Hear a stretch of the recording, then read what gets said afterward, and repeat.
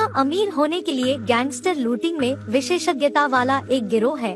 उनके पास एक मजबूत सैन्य स्तर है। हर कार्रवाई से पहले मेहदी के नेता ने इलाके को टोही करने के लिए फ्लाई कैम का इस्तेमाल किया। एक विस्तृत योजना बनाने के बाद कार्रवाई शुरू कर दी जाएगी। आज उनका लक्ष्य खदान है। भारी फायर टीम हमला करने के लिए तैयार थी।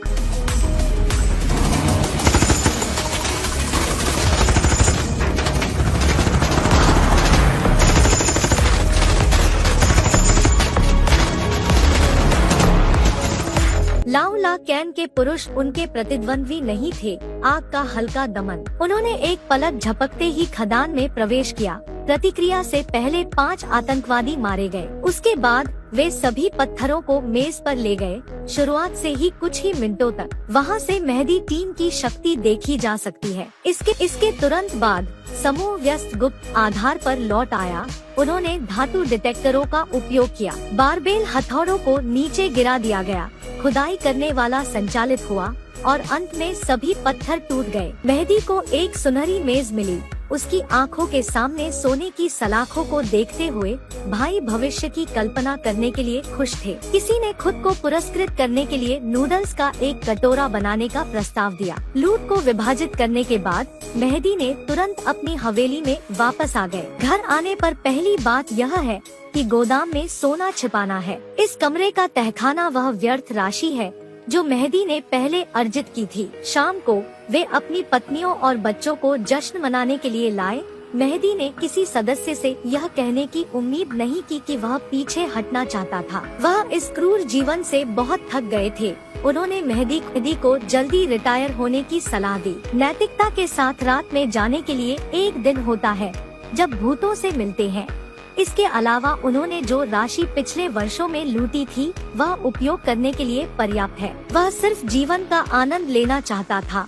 मेहदी ने सुना कि यह आश्चर्यचकित नहीं था, उसके प्रस्ताव से सहमत था। लेकिन अगर मेहदी का सपना अप्रत्याशित रूप से था तो जिप्सी से हटने का फैसला करना बहुत मुश्किल था, तो वह मुसीबत में था। अगली सुबह मेहदी ने कब्रिस्तान में अपनी बहन से मिलने के लिए एक नियुक्ति की। वह आक्रामक रूप से उसे डांटने के लिए चली गई। उसने पूछा कि मेहदी ने क्या किया जो दुश्मन को घर आया। सुबह सुबह 2 लोग मेहदी के पोते का अपहरण करने के लिए घर में चले गए और उसे थप्पड़ मारा। उन्होंने पूरी तरह से इनकार किया कि कोई नहीं जानता था कि वे भाई थे, इसलिए भले ही कोई दुश्मन आया न आया हो, उन्हें अपनी माँ और बेटी नहीं मिलेगी। उसने विश्वास नहीं किया और उसे एक बार थप्पड़ मारा।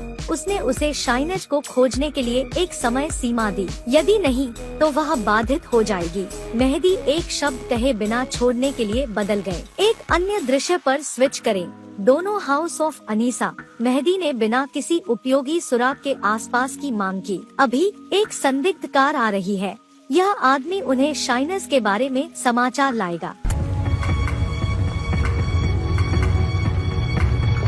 जब तक बॉयज ने ध्यान नहीं दिया तब तक वह एक धूल की थैली को हराने के लिए दौड़ा और फिर अपनी गर्दन के तार को अपनी गर्दन को कसने के लिए इस्तेमाल किया। उन्होंने और उनके हाथ ने पिस्तौल को द्वितीय पंक्ति में ले लिया। इसके तुरंत बाद लड़कों को कमरे में घसीटा गया।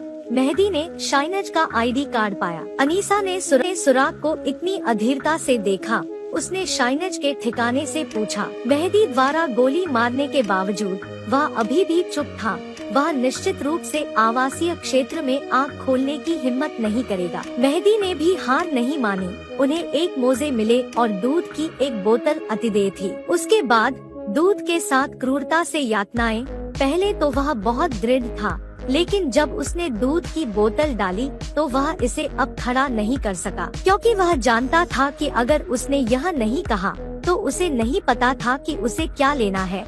मेहदी ने पूछा कि वह क्या जानता है। बॉयज ने कहा कि शाइनेज ने कहा कि शेनस और उसने जबरन वसूली की। अभी भी समाप्त नहीं हुआ। मेहदी ने अपना मुंह आप और 2 लोगों को लात मारी। लड़कों ने जल्दी से समझाया।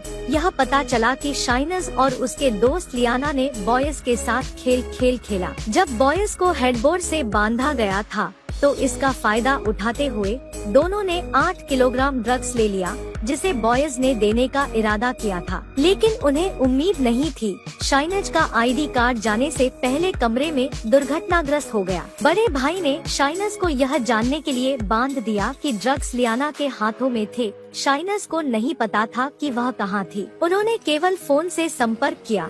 फोन शेनस के भरवा जानवरों में छिपा हुआ था। बॉयज फोन खोजने के लिए यहाँ आया था। यह जानते हुए कि क्या हुआ, मेहदी ने फोन खोजा। इस समय बॉयज का फोन बजता है। वह शांति से फोन पर था। उसने बॉयज के बड़े भाई से कहा, मैं उसे सामान वापस कर दूंगा, क्या आप मेरे भतीजे को छोड़ सकते हैं? बड़ा भाई भी एक सीधा व्यक्ति था, सीधे उसके साथ सहमत था, लेकिन केवल उसे एक समय सीमा दी। कॉल समाप्त हो गई। उसने बॉयज को रिहा कर दिया और चेतावनी दी कि अगर वह अगली बार उससे मिला तो वह उसे मार देगा। बॉयज को भागने के लिए राहत मिली। मेहदी ने शाइनज का फोन खोला, सुराग देखने गया। अंत में उन्होंने देखा कि बिलबोर्ड लियाना के पीछे कई बार दिखाई दिया।